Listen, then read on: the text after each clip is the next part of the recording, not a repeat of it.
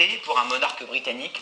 Pendant 63 ans, 7 mois et 2 jours, elle a appliqué à la lettre le premier commandement des rois, Never explain, never complain, ne jamais s'expliquer ni se plaindre. Nos correspondants à Londres, Catherine Gentil de Cancode et Guy Aldric Watine, retracent la vie de cette indétrônable souveraine. Depuis 23 226 jours, la reine salue les foules qui l'acclament du même mouvement délicat de la main. De Winston Churchill à David Cameron, elle a côtoyé 12 premiers ministres britanniques. Elle a rencontré 9 présidents de la République française, de gauche et de droite. Elle a sillonné le monde avec ses tailleurs acidulés pour qu'on puisse la voir de loin. Elle n'a jamais failli et n'a jamais accordé d'interview. Aujourd'hui, exceptionnellement, Elisabeth II a fait une toute petite déclaration personnelle. But I thank you all, and the many others at home and overseas, for your touching messages of great kindness.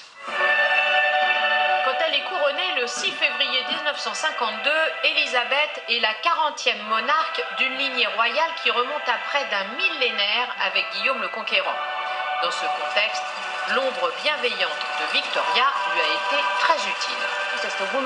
C'était une période encore très sexiste, donc l'exemple de son aïeul était très important car si une femme avait pu régner au 19e siècle, elle pouvait le faire à son tour.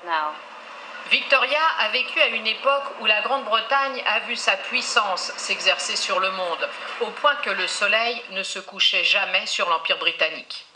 Elisabeth, elle, a assisté à l'émiettement de son royaume au fil de la décolonisation. Elles ont évolué dans 2 univers totalement différents. Victoria avait un vrai pouvoir et s'investissait dans la conduite des affaires de son pays.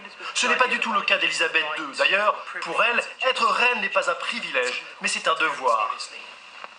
Toujours le sourire aux lèvres pour saluer Marilyn Monroe ou réunir ses enfants devant la caméra, la reine a réussi, malgré toutes les embûches de la vie moderne, à continuer de faire vivre le conte de fées de la royauté britannique.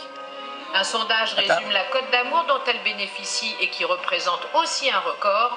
80% des Britanniques l'apprécient et 12% seulement se déclarent pour l'abolition de la monarchie et l'avènement de la République.